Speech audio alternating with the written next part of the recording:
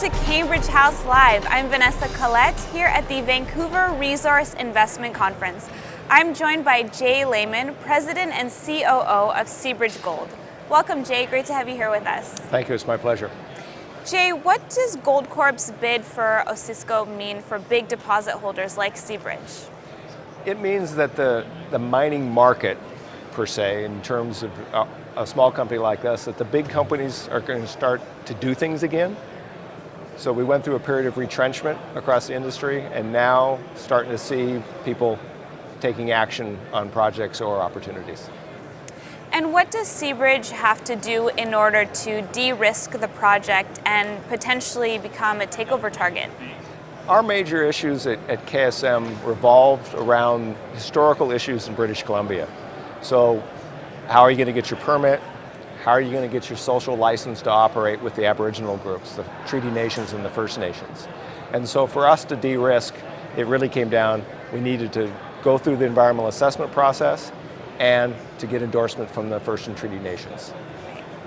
Now, you've been exploring the iron cap deposit of KSM and you've had some promising new results. What's your strategy there? Well, iron cap is actually the second of what we call deep core zones at KSM. The first one, the deep Kerr deposit, we had first indications of it 2 years ago, and this last summer explored it quite thoroughly, and we'll be announcing a resource number on that in the next month or so. Iron cap is the second of those deep feeder zone deposits for KSM, and we had one or two promising holes that we announced recently at iron cap this last summer, so we look forward to hopefully having another discovery similar to deep Kerr. So you're trying to improve the deposits? Yeah, KSM historically has been, after our discovery since 2006, is a very large project, but relatively low grade in the major scheme of things. And so after we finished infill drilling or other discoveries and went into the EA process, we let our geologists loose, per se, to go explore for higher grade opportunities at KSM.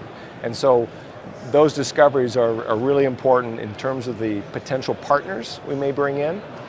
And because of their higher grade and their higher grade copper, it opens up the environment of potential suitors to the copper companies, not just the gold companies. Absolutely. Now, you had about $35 million in cash as of last year.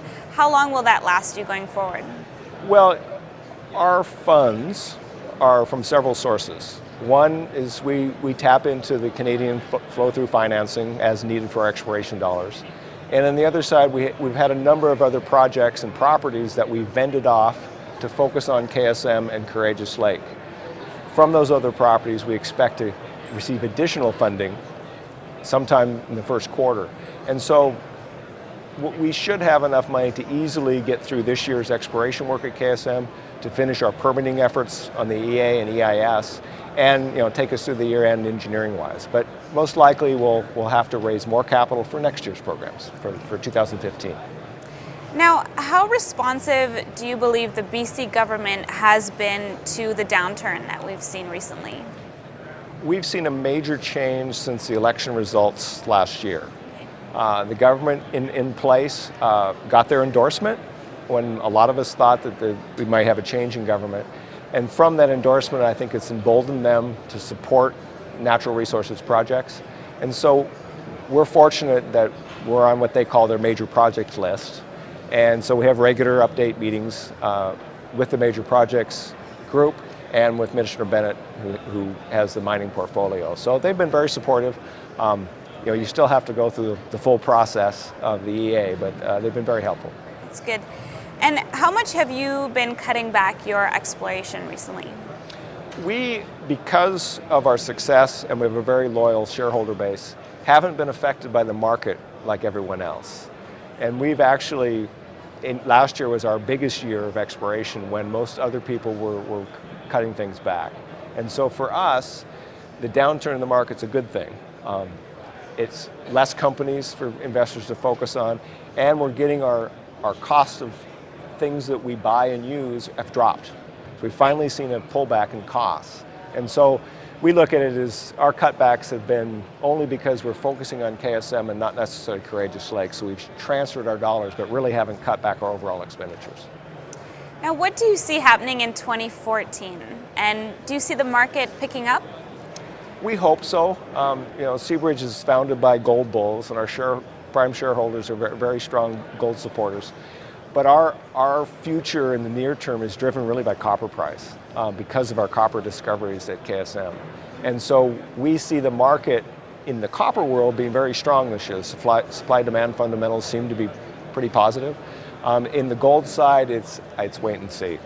But we're fortunately, because of the copper, not solely dependent on the gold market right now. Now, where do relations stand currently with the First Nations? Across the board, we have very good relationships.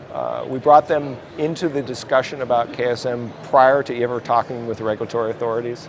And so, as we publicly announced, the one treaty nation that we deal with, the Niska Nation, we have an agreement in principle in place with them. That's public. And we've had public endorsement from several of the other groups.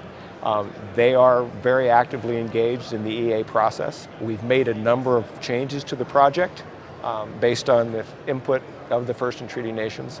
And so we feel our relationships are positive.